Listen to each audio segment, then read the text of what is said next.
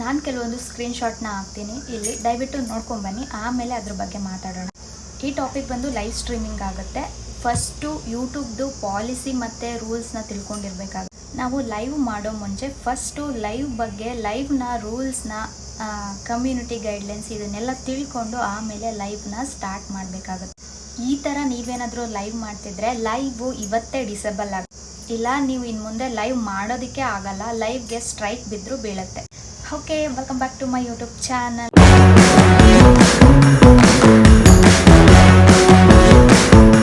ಇವತ್ತಿನ ಟಾಪಿಕ್ ಬಂದು ಲೈವ್ ಬಗ್ಗೆ ನಾನಿವತ್ತು ಹೇಳ್ತಾ ಇದ್ದೀನಿ. ಲೈವು ಯಾವ್ದ್ಯಾವ್ದು ಕಾರಣದಿಂದ ಡಿಸೇಬಲ್ ಆಗುತ್ತೆ, ಅಥವಾ ಲೈವ್ಗೆ ಸ್ಟ್ರೈಕ್ ಬೀಳುತ್ತೆ, ಅಥವಾ ನಿಮ್ಮ ಲೈವ್ನ ಬ್ಯಾನೇ ಮಾಡಿಬಿಡ್ತಾರೆ, ಅದಕ್ಕೆ ನಿಜವಾದ ಕಾರಣಗಳೇನು, ನಾವು ಲೈವ್ ಮಾಡಬೇಕಾದ್ರೆ ಯಾವ ರೀತಿ ಎಚ್ಚರಿಕೆಯಿಂದ ಇರಬೇಕಾಗುತ್ತೆ ಅನ್ನೋದು ಈ ವಿಡಿಯೋದಲ್ಲಿ ಇರುತ್ತೆ. ಪ್ಲೀಸ್ ಎಲ್ಲರೂ ವಿಡಿಯೋನ ಎಲ್ಲ ಸ್ಕಿಪ್ ಮಾಡ್ತಿರೋ ವಿಡಿಯೋನ ನೋಡಿ ವಿಡಿಯೋನ ಸ್ಟಾರ್ಟ್ ಮಾಡೋಣ. Welcome back to my YouTube channel. ನನ್ನ ಚಾನಲ್ ನೇಮ್ ಬಂದು ದಾಕ್ಷಾಯಿಣಿ ವ್ಲಾಗ್ಸ್ ಅಂತ. ಯಾರಿಗಾದರೂ ನನ್ನ ಯೂಟ್ಯೂಬ್ ವೀಡಿಯೋಸ್ ಇಷ್ಟ ಆಗ್ತಾಯಿದ್ರೆ ಪ್ಲೀಸ್ ಲೈಕ್ ಮಾಡಿ, ಕಮೆಂಟ್ ಮಾಡಿ, ಹಾಗೆ ಹೈಪ್ ಮಾಡೋದನ್ನು ಯಾರೂ ಕೂಡ ಮರಿಬೇಡಿ. ಓಕೆ, ವಿಡಿಯೋನ ಸ್ಟಾರ್ಟ್ ಮಾಡೋಣ.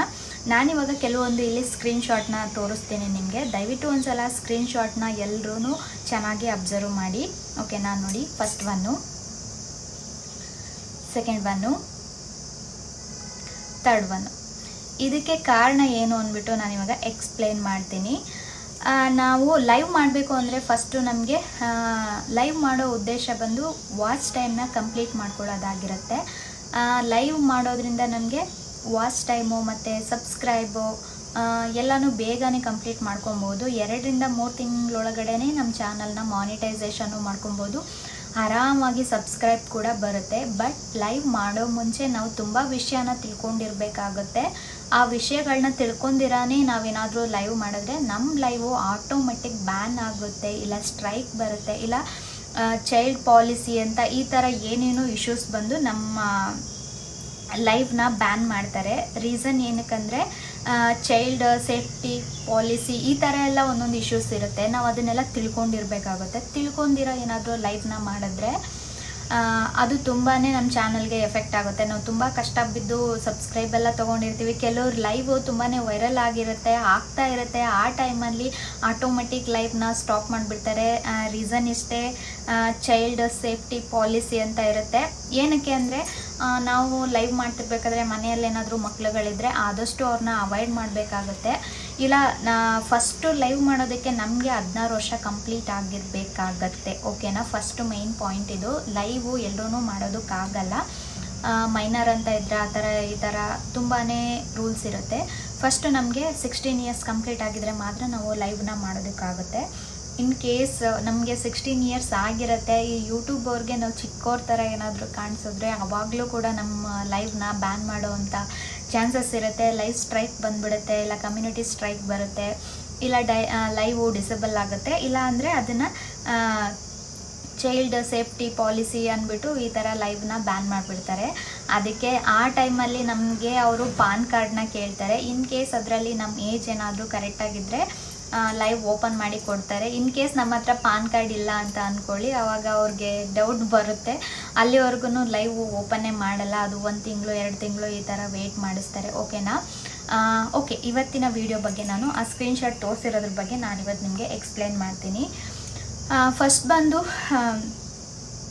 ಏನು ಸಮಸ್ಯೆ ಆಗಿದೆ ಅಂದರೆ, ನಿಮ್ಮ ವಿಡಿಯೋ ಲೈವನ್ನು ಯೂಟ್ಯೂಬ್ ರಿಮೂವ್ ಮಾಡಿದ್ದಕ್ಕೆ ಕಾರಣ ಏನು? ಓಕೆನಾ, ಚೈಲ್ಡ್ ಸೇಫ್ಟಿ ಪಾಲಿಸಿ ಅಂತ ಅಂದರೆ ಲೈವ್ನ ಬ್ಯಾನ್ ಮಾಡಿದ್ದಾರೆ. ಅಂದರೆ 16 ವರ್ಷಕ್ಕಿಂತ ಕಡಿಮೆ ವಯಸ್ಸಿನ ಮಕ್ಕಳು, ಮೈನರ್ಸ್. ಓಕೆನಾ, ನಾನು ಹೇಳಿದೆ ಅಲ್ವಾ, ಈ ಸ್ಕ್ರೀನ್ಶಾಟ್ ಕಳಿಸಿರೋ ಅಂಥ ಹುಡುಗಿಗೆ 16 ವರ್ಷ ಆಗಿದೆ, 18 ಇಯರ್ಸ್ ರನ್ನಿಂಗ್. ಬಟ್ ಅವರು ಯೂಟ್ಯೂಬರು ಅವಳಿನ ಚಿಕ್ಕವಳು ಅಂತ ಅವ್ರು ಅಂದ್ಕೊಂಡಿದ್ದಾರೆ. ಲೈವ್ನಲ್ಲಿ ಕಾಣಿಸ್ಕೊಳ್ಳೋ ಆಗಿರಲ್ಲ, ಅಂದರೆ ಮೈನರ್ಸ್ ಯಾರು ಲೈವಲ್ಲಿ ಕಾಣಿಸ್ಕೊಳ್ಳೋ ಆಗಿರಲ್ಲ. ಇನ್ ಕೇಸ್ ನಾವೇನಾದರೂ ಲೈವ್ ಮಾಡ್ತಿದ್ರು ಕೂಡ ಮನೆಯಲ್ಲಿರೋ ಮಕ್ಕಳು ಬಂದರೆ ಏನಾಗಲ್ಲ, ಬಟ್ ಅಳಬಾರ್ದು, ಒಂಥರ ಹಿಂಸೆ ಕೊಡ್ತಿರೋ ಥರ ಈ ಥರ ಎಲ್ಲ ಲೈವಲ್ಲಿ ಶೋ ಆಗಬಾರ್ದು. ಎಕ್ಸಾಂಪಲ್ ಹೇಳಬೇಕು ಅಂದರೆ, ಮಕ್ಕಳು ಬಂದರೆ ಏನಾಗಲ್ಲ ಲೈವಲ್ಲಿ, ಅಂದರೆ ನಾರ್ಮಲಾಗಿ ಮಾತಾಡ್ಕೊಂಡಿದ್ರೆ ಏನಾಗಲ್ಲ. ಇನ್ ಕೇಸ್ ಮಕ್ಕಳು ತುಂಬ ಅಳೋದು, ಗಲಾಟೆ ಮಾಡೋದು, ಇಲ್ಲ ನಾವಿಲ್ದಿರೇ ಬರೀ ಮಕ್ಳ ಕೈಲಿಗೆ ಮೊಬೈಲ್ ಕೊಟ್ಬಿಟ್ಟು ಅವ್ರಿಗೆ ಗೊತ್ತಿಲ್ದಿರೇ ಯೂಟ್ಯೂಬ್ ಏನಾದರೂ ಓಪನ್ ಆಗಿ, ಲೈವ್ ಆಪ್ಷನ್ಸ್ ಏನಾದರೂ ಓಪನ್ ಆಗಿ, ಲೈವ್ ಏನಾದರೂ ಓಪನ್ ಆದರೆ ಆಟೋಮೆಟಿಕ್ಕು ಚಾನಲ್ನೇ ಡಿಲೀಟ್ ಮಾಡೋ ಅಂಥ ರೀಸನ್ ಕೂಡ ಇರುತ್ತೆ. ಯಾಕಂದರೆ ಆದಷ್ಟು ಮಕ್ಕಳು ಇರೋ ಕಡೆ ತುಂಬಾ ಸೇಫ್ಟಿಯಾಗಿದ್ದರೆ ನಮಗೇನೆ ಒಳ್ಳೆಯದು. ಇಲ್ಲಾಂದರೆ ಚೈಲ್ಡ್ ಪಾಲಿಸಿ ಅಂದ್ಬಿಟ್ಟು ಲೈವ್ ಯೂಟ್ಯೂಬ್ನೇ ಬ್ಯಾನ್ ಮಾಡಿಬಿಡ್ತಾರೆ. ಅಂದರೆ ಲೈವ್ ಬರೋದಕ್ಕೆ ಆಗಲ್ಲ, ಆ ಥರ ಒಂದು ಇರುತ್ತೆ. ಮಕ್ಕಳು ಬಂದರೆ ಏನೂ ಆಗಲ್ಲ, ಅಂದರೆ ಸಿಂಗಲ್ ಆಗಿ ಮಕ್ಕಳು ಬರಬಾರ್ದು. ನಾವು ಮಾಡ್ತಿರ್ಬೇಕಾದ್ರೆ ಮಕ್ಕಳು ಬಂದರೆ ಏನಾಗುತ್ತೆ. ಇವಾಗ ನಾನು ಲೈವ್ ಮಾಡ್ತಾ ಇದ್ದೆ, ನನಗೂ ಅವಾಗ ತುಂಬ ಜನ ಎದುರಿಸೋರು ಮಕ್ಕಳು ಬರಬಾರ್ದು ಅಂತ. ನಾನು ಮಾತಾಡ್ತಾ ಇದ್ದೀನಿ, ನನ್ನ ಹಿಂದೆ ನನ್ನ ಮಗಳು ಓಡಾಡಿದ್ರೆ ಏನೂ ಆಗಲ್ಲ.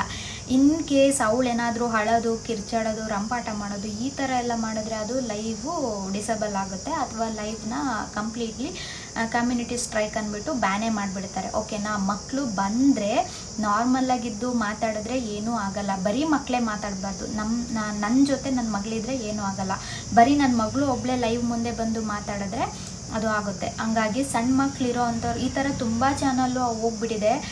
ಅವ್ರು ಯಾರೋ ಪಾಪ ನಾನು ಚಾನಲ್ನ ಸ್ಟಾರ್ಟ್ ಮಾಡಿದಾಗ ಒಂದು 2-3 ಜನದ್ದು ಆ ಥರ ಆಗಿತ್ತು. ಮಕ್ಕಳಿರೋರು ಪಾಪ ಯೂಟ್ಯೂಬ್ ಚಾನಲ್ನ ಓಪನ್ ಮಾಡ್ಕೊಂಡಿದ್ರು. ಅವರು ಮಕ್ಳ ಕೈಗೆ ಆಟ ಆಡೋಕ್ಕೆ ಕೊಟ್ಟಿರ್ತಾರೆ ಅಲ್ವಾ ಫೋನ್ನ, ಆವಾಗ ಒಬ್ರದ್ದು ಆ ಥರ ಆಗಿದೆ.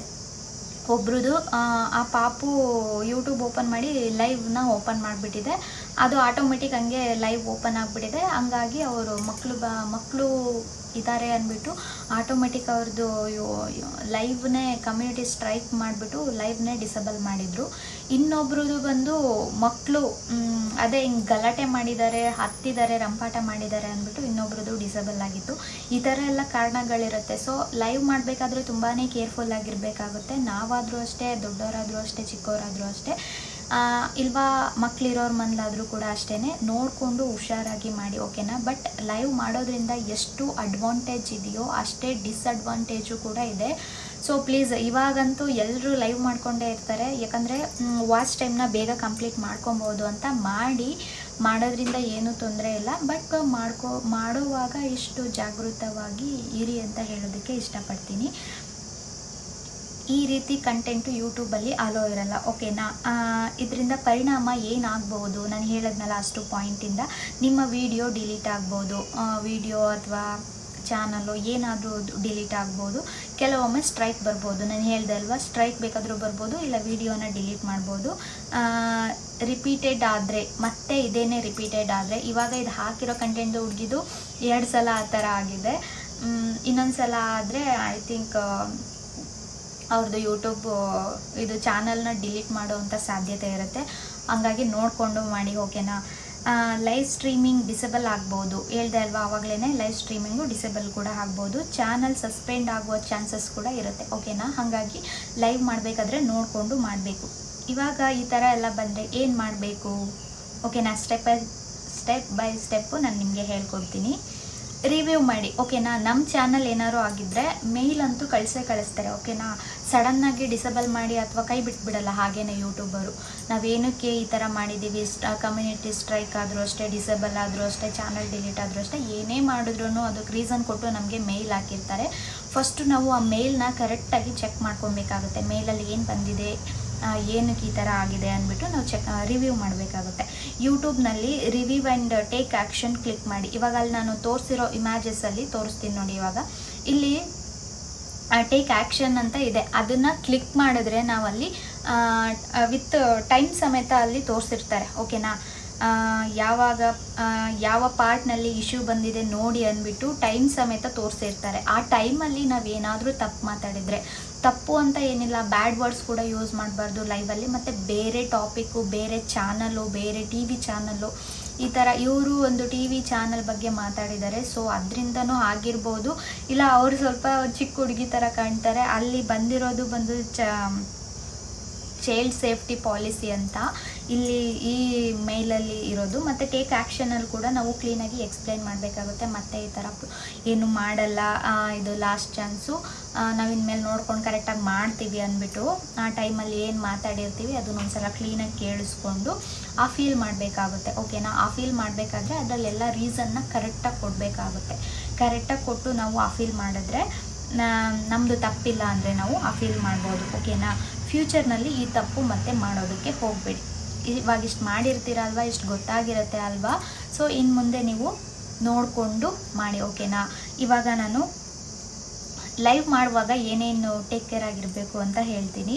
ಮಕ್ಕಳು ಇದ್ದರೆ, ಆದಷ್ಟು ನಿಮ್ಮ ಮನೆಯಲ್ಲಿ ಮಕ್ಕಳಿದ್ರೆ ಅವ್ರ ಜೊತೆ ದೊಡ್ಡವರು, ಅಂದರೆ ಇವಾಗ ದೊಡ್ಡವ್ರು ಇರಬೇಕು. ಇವಾಗ ನಮ್ಗೆ ಏಜ್ ಆಗಿದ್ರು 16 ಇಯರ್ಸ್ ಆಗಿದ್ರು ಕೂಡ ನಮಗೆ ಆ ಥರ ಒಂದು ಬರ್ತಿದೆ ಅಂದರೆ ಒಂದು ಸ್ವಲ್ಪ ದಿನ ಮನೆಯಲ್ಲಿ ಯಾರಾದ್ರು ದೊಡ್ಡವ್ರು ಇದ್ದರೆ ಸುಮ್ಮನೆ ನಮ್ಮ ಹಿಂದೆ ಕೂರಿಸ್ಕೊಂಡ್ರೆ ಮುಗೀತು ಅಷ್ಟೇ, ಓಕೆನಾ. ಅದಕ್ಕೇನು ಬೇರೆ ಇನ್ನೇನು ಸರ್ಕಸ್ ಮಾಡೋ ಹಾಗಿರಲ್ಲ.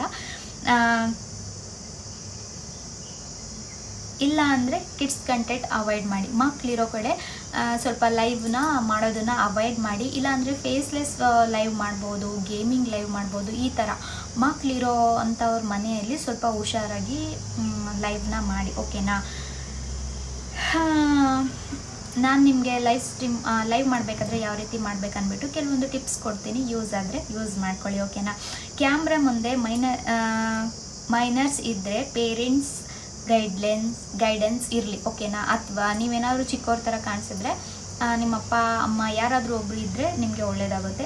Only gaming face content safe ಆಗಿ ಮಾಡಿ. ಅಥವಾ ನೀವೇನಾದರೂ ಅವ್ರಿಗೆ ಚಿಕ್ಕವ್ರ ಥರನೇ ಕಾಣಿಸ್ತಾ ಇರ್ತೀರ ಅಂದರೆ ಗೇಮಿಂಗ್, ಇವಾಗ ನಾನು ಜಿಲೇಬಿ ಗೇಮ್ ವಿಡಿಯೋನೇ ಮಾಡಿದ್ದೀನಿ, ಅದನ್ನು ಕೂಡ ಒಂದು ಸಾಧ್ಯ ಆದರೆ ವಿಡಿಯೋನ ನೋಡಿ ಆ ಥರ ಒಂದು ಲೈವು ಕೂಡ ಮಾಡ್ಬೋದು. ಅದರಿಂದನೂ ಕೂಡ ನಿಮಗೆ ಚೆನ್ನಾಗಿ ಸಬ್ಸ್ಕ್ರೈಬರ್ ಬರುತ್ತೆ ಮತ್ತು ಯೂಟ್ಯೂಬ್ಗೆ ಯಾವುದೇ ರೀತಿಯಾದ ತೊಂದರೆ ಕೂಡ ಇರಲ್ಲ, ಓಕೆನಾ. ಪ್ರೈವೇಸಿ ರೆಸ್ಪೆಕ್ಟ್ ಮಾಡಿ, ಓಕೆನಾ. ಸ್ವಲ್ಪ ಪ್ರೈವೇಸಿಯಾಗಿ ರೆಸ್ಪೆಕ್ಟ್ ಮಾಡಿದ್ರೆ ನಮ್ಮ ಲೈವಲ್ಲಿ ಅಷ್ಟೊಂದು ಇಶ್ಯೂಸು ಇರಲ್ಲ.